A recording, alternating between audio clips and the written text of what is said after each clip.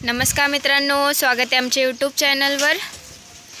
तर मित्रांनो, शेळ्यांचे घेण्याच्या काळजीबाबत एक म्हणजे त्यांचं जे राहण्याचं ठिकाण आहे त्याची पण काळजी घेतली पाहिजे। जसं की गोठा आहे, त्यांचा गोठ्याची पण काळजी घेतली गेली पाहिजे।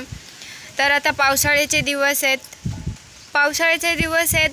किंवा असं आपण इतर दिवसाचं पण घेऊन म्हणजे पूर्ण वर्षाचंच घेऊन चालूया, फक्त पावसाळ्याचे दिवसच न काउंट करता।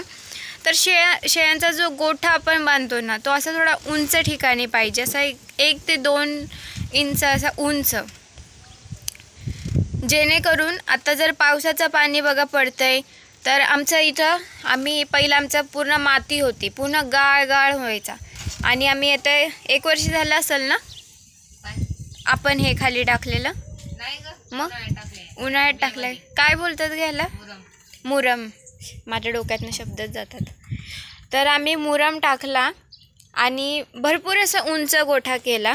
हे बघा, आता इथून तुम्हाला फरक कळेल, हे खाली आणि हा गोठा वरती आहे असं, म्हणजे तर ह्यानी काय होतं मित्रांनो, आमच्या गोठ्यात बघा कुठंच असं पाणीनी असं ओलं नाही होते। पहिलं आमचं हे बाहेरचं ठिकाण म्हणा किंवा आतला गोठा, हा जो आतला गोठा आहे ना, हा पूर्ण पाण्याने भरलेला असायचा। हे आता थोडं त्यांचं सकाळी उठल्यावर मुतले ना केवढं ओलं होतं आणि ते सुकून जातं संध्याकाळपर्यंत। हे बघा, बाकी एकदम सगळीकडे साफ आहे, कुठूनच पाणी आत येत नाहीये। तर मागच्या वर्षीपर्यंत काय होत होतं, पूर्ण गोठा पाण्याने भरायचा, सगळीकडनं पाणी भरायचं। तर त्यांनी काय व्हायचं, आमच्या शेळ्यांच्या पायांना, त्यांच्या पायांमध्ये चिखल्या होणं, असे फोड येणं, आणि ह्याच म्हणजे जे ओलसरपणाने जे ते धनगर लोक बघा, ते शेळ्या घेऊन फिरतच असतात, पण चिखलांमध्ये वगैरे त्यांचे अशा लंगडत चाललेल्या होत्या। पूर्ण एक पण शेळी अशी नीट चाललेली नव्हती। मला वाटतं ते चिखल्या वगैरे झालेल्या असेल त्यांच्या पायाला, पण शेळ्या खूप छान होत्या, दिसायला पण खूप छान होत्या, पण लंगडत चाललेल्या होत्या। तर तेच होतं मित्रांनो, काय होतं, चिखल झाला ना, चिखलांमध्ये जर त्यांचं पाय चिखलात गेले आणि ते आपल्या बोटांमध्ये चिखल असल्यावर कसं होतं, आपल्याला चिखल्या होतात की नाही, तसंच त्यांच्या पण त्या बोटांच्यामध्ये होतं। आणि आमच्या तर शेळ्यांच्या पहिलं खूप असं घाण झालेलं होतं, वाढलेल्या होत्या, त्या आता कापता तर आम्हाला येत नाही, पण खूप अशा वाढलेल्या वगैरे होत्या। तर जेव्हापासून मुरम टाकला ना सगळीकडं, त्या मुरमात चालून त्यांचे पाय एकदम छान झालेत, खालून आपोआप नखं तुटले गेलेत, म्हणजे जी वाढलेली होती ती, आणि त्यांचे पाय छान झालेत आणि एकदम सुख्या याच्यावर त्या आरामात बसून राहतात। शेळ्यांची जात म्हणजे अशी आहे मित्रांनो, एकदम निर्मळ, ते स्वतःची घाण पडलेले सुद्धा म्हणजे चारा वगैरे खात नाहीत, त्यांना एकदम निर्मळता असते। म्हणजे ते स्वतःच्या शरीराबाबत, खाण्याबाबत, बसण्याबाबत सुद्धा ओल्या ठिकाणी आमच्या शेळ्या बसतच नाही। तर त्याच्यासाठी आपल्याला थोडी काळजी घेतली पाहिजे। म्हणून आहे बघा, आम्ही मुरम टाकलाय तर साईडने असं कसं सोडून दिलंय तिकडं, जेणेकरून हे जे इकडचं आमचं हे खुलं आहे, इथं पाणी पडणार ते तसंच तिकडे जाणार, आतल्या साईडला नाही येणार। आणि तसंच इकडच्या साईडनी पण तेच थोडंसं नॉर्मल पाणी पडतंय, पण बाकी सगळं पाणी आहे बघा, आम्ही असं करून पुढं काढून दिलेलं आहे।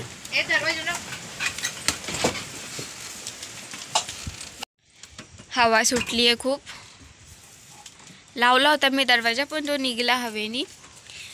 तर ह्या अशा पद्धतीने म्हणजे मित्रांनो, योग्य काळजी घेऊन शेळ्या पालनाची सुरुवात केली पाहिजे, किंवा सुरुवात केलेली असेल तरी आता आम्ही आमच्या सुरुवातीला तर घरातच होत्या, त्याच्यानंतर आम्ही थोडंसं मग तिथं बाहेरच्या साईडला छोटंसं शेड टाकलं, त्या 3 शेळ्या तिथं राहत होत्या। 3 शेळ्यानंतर त्या अजून म्हणजे 5-6 झाल्या, दोघींची 2-2 पिल्लं, तर त्या म्हणजे वाढल्या शेळ्या, मग आम्ही इकडं आणलं त्यांना, इकडं सगळ्यात पहिले आम्ही बाहेरची जाळी मारली, त्याच्यानंतर मग हे छोटंसं सपार बनवलं, बाहेरची जाळी मारली, दिवसभर इथंच असायचं त्या मोकळ्या, आणि संध्याकाळी घरात बांधायचो एका रूम मध्ये। नंतर मग हे शेड बनवलं, आणि हे शेड सुद्धा स्टार्टिंगला असं नव्हतं, ते ह्यावेळेस एवढं चांगलं म्हणजे हे केलेलं आहे फळ्याबिळ्यांनी, माझ्या भावाने आयडिया लावली आणि हे असं केलं आहे। म्हणजे काय होतं, यांना काय होतं, ह्या फाडतात ते बघा, ते तिकडं नेट फाडलं आहे निळ्या कलरचं, तसं हे अजून यांना फाडता आलेलं नाही. नाही तर फाडतात, होल करतात आणि बाहेर डोकं काढून मग इकडच्या साईडला जे काही दिसतं ना, मग रात्रीचे पण ओरडत बसतात कोण काय दिसलं त्यांना की. आता कसं आहे, माणसं कामाला येणारी जाणारी असतातच, तर त्याच्यामुळं ते अशा ओरडायच्या. मग त्या ओरडायला लागल्या की आम्हाला असं वाटायचं काय झालं आहे का काय, कोण अटकले का काय. त्याच्या भीतीने म्हणजे आम्ही पळत पळत, रात्रीचं सुद्धा असा आवाज आला की पळत पळत येऊन बघून जायचो की सगळं व्यवस्थित आहे का नाही. त्याच्यामुळं आता पूर्ण पॅक करून टाकलं आहे रात्रीच्या एकदम. आणि शेळ्यांना कसं आहे मित्रांनो, असं दमट वातावरण पाहिजे. दमट वातावरण राहतं या पावसाच्या ह्यानी, ओल्या ह्यानी. त्याने काय होतं, शेळ्यांना सर्दी, खोकला, ताप हे असे आजार होतात. तर ह्याच्यापासून पण वाचायचं असेल तर मग तेच आहेत, शेळ्यांना चांगल्या ठिकाणी ठेवा, अशा सुक्या ठिकाणी ठेवा की जेणेकरून त्यांना काहीच त्रास होणार नाही. मित्रांनो, मला जसं म्हणजे सांगता येतं तशी मी तुम्हाला माहिती देण्याचा प्रयत्न करते. मलासुद्धा इतकं काहीच याच्यातलं माहीत नाही आहे. मी म्हणजे जेवढं बघते, आता आमची मम्मी 5 वर्ष झाले करते आहे, 4 वर्ष, तर मला जितकं समजतं आहे तितकं मी व्हिडिओ थ्रू तुम्हाला सांगण्याचा प्रयत्न करते. बाकी मी इथं म्हणजे जास्त काही करत नाही.